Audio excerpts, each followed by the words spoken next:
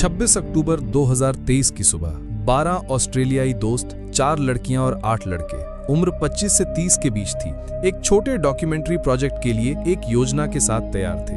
उनका इरादा सीधा था, हेलीकॉप्टर से 30 मिनट में सिम्पसन रेगिस्तान पहुंचना, अपनी डॉक्यूमेंट्री शूट करना और वापस लौट आना। सुबह 5 बजे सभी 12 लोगों ने अपना सामान पैक किया और उम्मीदों से भरे हेलीकॉप्टर में बैठ गए। पहले 30 मिनट में उन्हें कोई भी ऐसी जगह नहीं मिली जो उनकी डॉक्यूमेंट्री के लिए एकदम सही हो। कुछ देर सोचने के बाद उन्होंने और आगे बढ़ने का फैसला किया। लगभग 45 मिनट और 200 किलोमीटर का सफर तय हो चुका था। सुबह के 5:45 बजे थे। हल्की धूप रेगिस्तान की सुनहरी रेत पर फैल रही थी और वातावरण में एक अजीब सी शांति छाई हुई थी। तभी अचानक एक अच्छी लोकेशन उनकी नजर में आई जो शूटिंग के लिए बिल्कुल परफेक्ट लग रही थी। लेकिन इससे पहले कि वे कुछ समझ पाते, कुछ ही सेकंड में एक विशाल धूल भरी आंधी तेजी से उनकी ओर बढ़ने लगी। हवा इतनी तेज थी कि हेलीकॉप्टर बुरी तरह हिलने लगा और अगले 2 मिनट तक हेलीकॉप्टर में बैठे लोग और पायलट चारों तरफ सिर्फ धूल और रेत देख पा रहे थे। उनकी आंखों में रेत घुसने लगी और हेलीकॉप्टर बेकाबू होकर नीचे उतरने लगा। तभी एक समझदार लड़का तुरंत अपनी पानी की बोतलें, बैग, मेडिकल किट और अपने साथ लाया गया सारा खाना हेलीकॉप्टर से नीचे फेंक दिया। हेलीकॉप्टर क्रैश होने से कुछ सेकंड पहले उन सबने हिम्मत करके रेत में छलांग लगा दी। रेत पर कूदने के कारण उन सभी को हल्के फुल्के चोटें आईं। दूसरी तरफ हेलीकॉप्टर रेगिस्तान में गिरकर आग की लपटों में घिर गया और देखते ही देखते जलकर राख हो गया। अब इस विशाल सुनसान रेगिस्तान में वे 12 लोग थे जिनकी 81 दिनों की मौत से लड़ने की कहानी यहीं से शुरू होती है। हेलीकॉप्टर क्रैश की भयावह गड़गड़ाहट धीरे धीरे शांत हो गई। 12 दोस्त हक्के बक्के, दर्द में और दिशाहीन रेत के नरम सीने पर बिखरे पड़े थे। कुछ देर तक कोई कुछ नहीं बोल पाया। धीरे धीरे वे एक दूसरे के पास आए, ये देखने के लिए कि कौन कितना घायल हुआ है। उन्हें कमोबेश चोटें लगी थीं, हाथों, पैरों और चेहरे पर खरोंचें थीं और सबसे दुखद यह है कि हेलीकॉप्टर पूरी तरह से नष्ट हो चुका था और वे अब रेगिस्तान में अकेले थे, पूरी दुनिया से कटे हुए। मोबाइल में कोई नेटवर्क नहीं था, जीपीएस काम नहीं कर रहा था और वे पूरी तरह से भटक चुके थे। उनके पास जो पानी और खाना था वो मुश्किल से 1 या 2 दिन का था। उनके सामने 2 रास्ते थे, या तो यहीं मदद के लिए इंतजार करें जिसकी कोई गारंटी नहीं थी, या खुद की कोशिश से रास्ता खोजें। इंतजार करना मतलब निश्चित मौत, क्योंकि कोई नहीं जानता था कि वे यहाँ फंसे हुए हैं। इसलिए वे तय करते हैं कि वे खुद एक कच्चा नक्शा बनाएंगे और सूरज की दिशा का अनुसरण करते हुए आगे बढ़ेंगे। दिन के बीच में सूरज जैसे उनकी ओर आग के गोले फेंक रहा था। रेत का तापमान इतना बढ़ जाता कि पैर चलना असंभव हो जाता। उनके जो हल्के कपड़े थे वे इस तापमान के लिए पर्याप्त नहीं थे। वे अपने बैग और एक्स्ट्रा कपड़ों का यूज करके अपना सिर ढकते और सीधे सूरज की रोशनी से खुद को बचाने की कोशिश करते। पहले दिन ही उनके पानी की मात्रा को सख्ती से नियंत्रित किया गया। हर घोंट महत्वपूर्ण था। हर किसी के लिए निश्चित मात्रा में पानी आवंटित किया गया और अतिरिक्त प्यास बुझाने के लिए सूखे भोजन पर निर्भर रहना पड़ता था।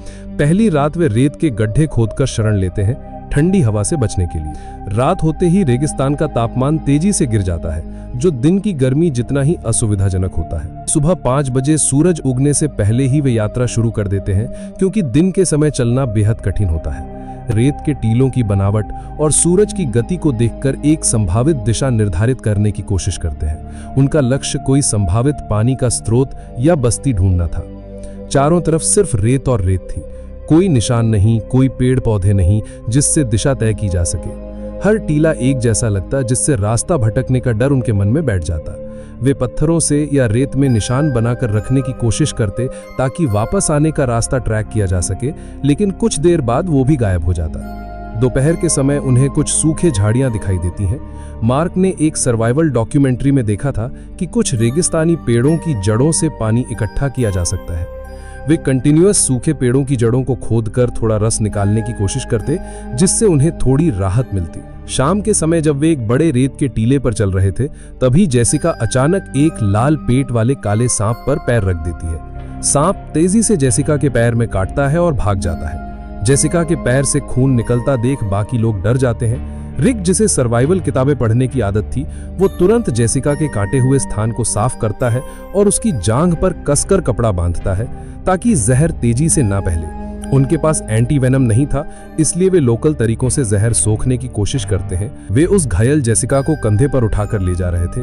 तभी उन्हें दूर एक बड़ा पेड़ दिखाई देता है। पेड़ बड़ा था लेकिन उसमें कुछ ही पत्ते थे और सारे पत्ते पेड़ से झड़ गए थे। पेड़ सूख गया था।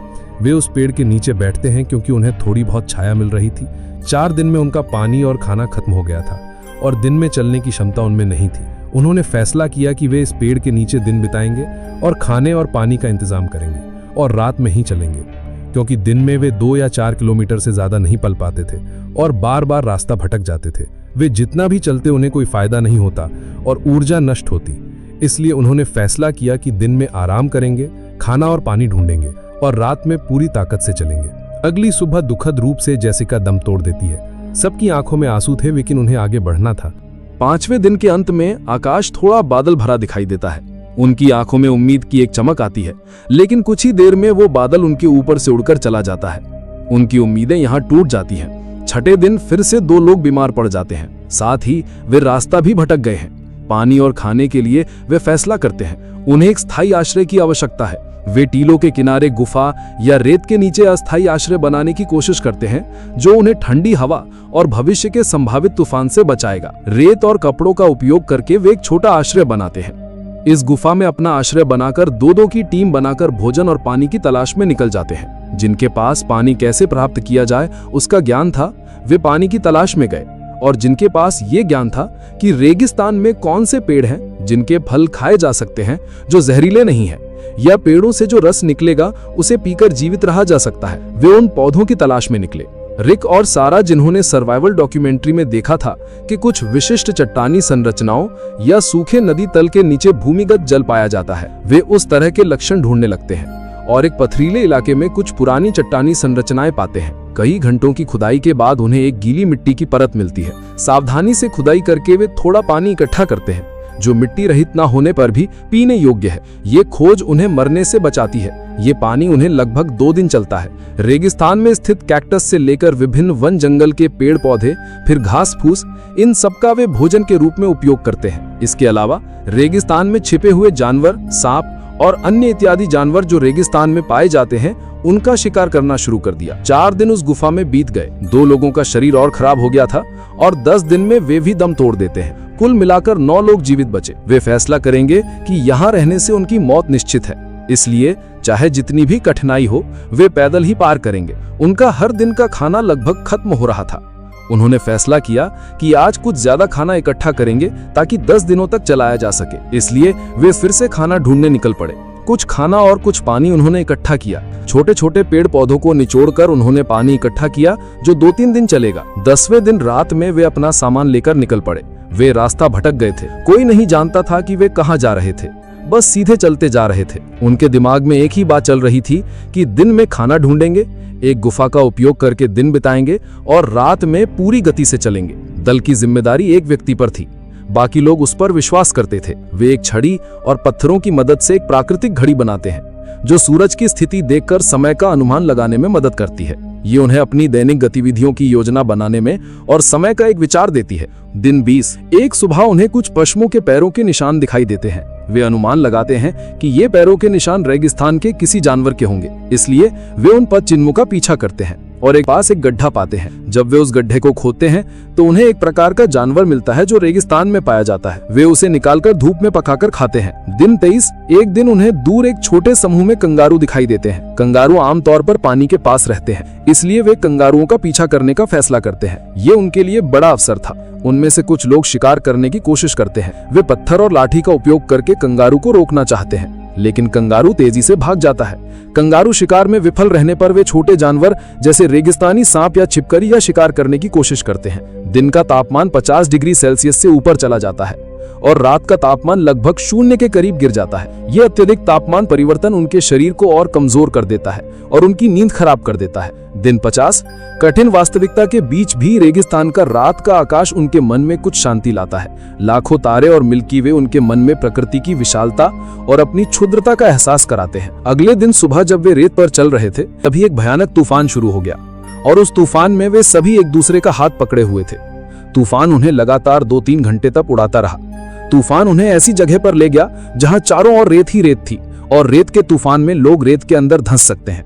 जब तूफान थमा और सब एक जगह इकट्ठा हुए तो उन्होंने देखा कि उनके टीम के 2 लोग गायब थे। बाकी 7 लोगों ने उन्हें खोजने की बहुत कोशिश की। सबने सोचा कि शायद वे रेत के नीचे दबकर मर गए हैं, इसलिए वे फिर से आगे बढ़ने लगे। अब चाहे दिन हो या रात, वे इतने टूट चुके थे कि उन्हें कुछ याद नहीं रहता था। वे थोड़ा चलते थे, रेत में लेट जाते थे, फिर चलते थे। अगर कोई नहीं चल पाता था तो उसे पकड़ कर ले जाया जाता था। मतलब एक ऐसा पल जो नर्क में भी नहीं होता या जिसकी कोई कल्पना भी नहीं कर पाएगा। 61वें दिन एक दिन उन्होंने हार मान ली। वे चल नहीं पा रहे थे। रात के अंधेरे में उन्होंने एक छोटी सी जगह ढूंढी। सब वहीं लेट गए और सबने सोचा कि यहीं मर जाना बेहतर है, क्योंकि उनके पास ना पानी था ना खाना। वे लगभग प्यासे थे और कुछ देख नहीं पा रहे थे। उनका गला सूख गया था।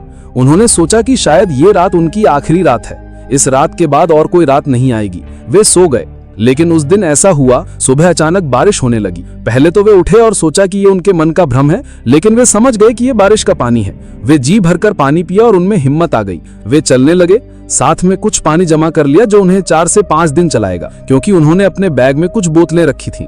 उन बोतलों में पानी जमा कर लिया। इसके साथ ही उन्होंने बैग में से सामान फेंक कर बैग में भी पानी जमा कर लिया, जिससे उनके 5 से 6 दिन आराम से कट जाएंगे। वे अब केवल सांप, मेंढक, छिपकली आदि पकड़कर खाते थे। हर दिन थोड़ा थोड़ा करके 8 से 10 दिन चलते रहे, लेकिन उन्हें कोई घर या बस्ती नहीं मिली। चारों तरफ वही रेगिस्तान दिखाई दे रहा था। 70वें दिन उनकी हालत फिर से पहले जैसी होने लगी। खाना खत्म, पानी भी खत्म। मौत उन्हें पीछे से बुला रही थी। उनका शरीर सूख कर कांटा हो गया था। तब एक लड़की चल नहीं पा रही थी, उसे पकड़कर ले जाया गया। 76 दिन बीत गए। टीम में से एक और कम हो गया। उनके पास अब कुल 6 लोग बचे थे। रात भर वे कष्ट सहते हुए चलना शुरू किया। दिन निकला। 77वें दिन वे थककर रात भर चलने के बाद सुबह सो गए। लेकिन सुबह उठकर जो देखा उससे सब चौंक गए। जहां वे सोए थे उससे थोड़ी दूर पर एक रास्ता था।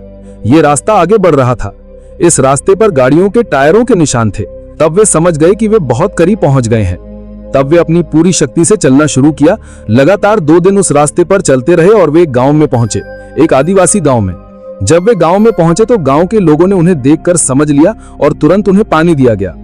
बचाए जाने के बाद उन सभी को अस्पताल ले जाया गया। गंभीर निर्जलीकरण, कुपोषण और नताली के टूटे हुए हाथ सहित उनकी विभिन्न चोटों का इलाज किया गया। उनमें से प्रत्येक का वजन काफी कम हो गया था, लेकिन वे जीवित थे। ये उनके लिए एक नया जीवन था। बाद में इस घटना पर ऑस्ट्रेलिया में एक किताब लिखी गई, जो ऑस्ट्रेलिया की बहुत प्रसिद्ध किताब है, जिसका नाम है डेजर्ट्स एम्ब्रेस। ये किताब बहुत प्रयोग्य है और ये कहानी आज भी ऑस्ट्रेलिया के हर कोने में जीवित रहने की मानवीय इच्छा शक्ति का प्रतीक है। ये कहानी आपको कैसी लगी, हमें कमेंट करके जरूर बताएं।